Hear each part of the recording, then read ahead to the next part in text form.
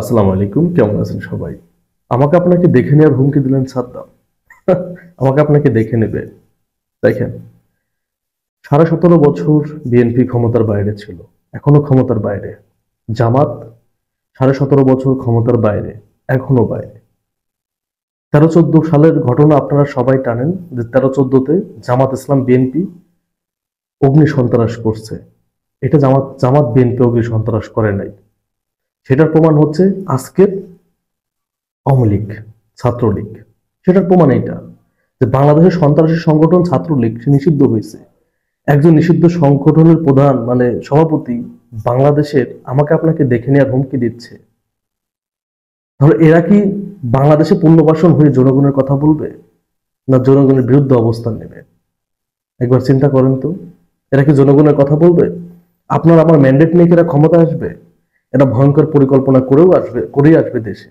এই যে গুপ্ত হত্যা হচ্ছে, এগুলা কারা করতেছে? আচ্ছা, বিএনপি চাইলে কি রাষ্ট্রের গুরুত্বপূর্ণ জায়গাতে এভাবে গুপ্ত হামলা করতে পারতো না? আর জ্বালাও পোড়াও করতে পারতো না? করছে? করে নাই। জামাত ইসলামের কথা বলি। জামাত ইসলামের জামাত শিবিরের যারা আছে তারা তো আওয়ামী লীগের সাথে মিলেমিশে একাকার ছিল। তারা কখনো কিছু করছে? রাষ্ট্রের কোনো ক্ষতি হোক এ ধরনের কোনো কাজ করছে? করে নাই তো। আজকে তোরা 4 মাস ক্ষমতার বাইরে, তোরা 4 মাসে বাংলাদেশের জনগণকে যা দেখাইছিস, তোরা বাংলাদেশে পুনর্বাসন হবে এই স্বপ্ন কিভাবে দেখিস? তুই তো একটা সাদ্দাম দেশ থেকে পালাইছিস, তুই নিজেই নাই দেশে, তুই আমাদের দেখে নেওয়ার হুমকি দিস। তুই বেটা দেশে আয়, ওরা আমরা দেখি, তারপরে যা করবি কর, হুমকি ধামকি যা দিস দেশে এসে দে। তুই নিজেই আছিস পালাই, তুই একটা নিষিদ্ধ সংগঠন, তোর যে সংগঠন তাকে নিষিদ্ধ করা হয়েছে বাংলাদেশে, তুই নিজেই পালাই বেড়াইতেছিস। তুই আমাদেরকে হুমকি দামকি দিচ্ছিস, এটা করবি সেটা করবি। আগে তো নেতাদের দেশে আসতে বল। তো তুই যে একটা গান গাইছিলি না, দেখা না দিলে বন্ধু কথা কইও না। তা তুমি দেখা না দিয়ে কথা কইও না, তো তুমি এটা করবা সেটা করবা, কিছু করতে পারবা না। বাংলাদেশের জনগণ আজ ঐক্যবদ্ধ। বাংলাদেশের জনগণ আওয়ামী লীগকে ঘৃণা করছে, তোমাদেরকেও ঘৃণা করছে। তোমাদের জায়গায় এই দেশে হবে না, আওয়ামী লীগের জায়গা ওই দেশে হবে না।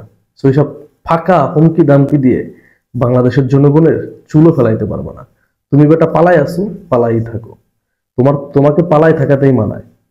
তোমার মতো হিজলার ওই জনসম্মুখীনে এসে হুমকি দেওয়া মানায় না। যে কিনা শেখ হাসিনা পতনেরও প্রায় 1 মাস আগে পালাইছে, সে আজকে দেখে নেওয়ার হুমকি দিচ্ছে। শেখ হাসিনার পতন হয়েছে 5 তারিখে, ওরা তো 16 তারিখের পর থেকে খুঁজে পাওয়া যায়নি। জুলাই 16 তারিখের পর থেকে সাদ্দামকে খুঁজে পাওয়া গেছে? ছাত্রলীগের কাউকে খুঁজে পাওয়া গেছে? বাংলাদেশের প্রথম পতন তোদের হয়েছে।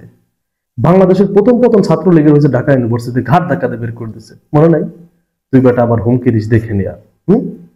কারণ দেখবি বাংলাদেশের জনগণ রে, ও দূরে তো অনেক কিছুই করা যায়। ফেসবুকে হুমকি ধামকি দিয়ে ফেসবুকে আন্দোলন করে যদি সরকার পতনই করা যাইতো, দেখে নিয়ে যাইতো, তাহলে শেখ হাসিনা 15.5 বছর ক্ষমতায় থাকতে পারতো না। বুঝতে পারছো? তো তোমাদের ওই হুমকি ধামকি বাংলাদেশের জনগণ আর খায় না।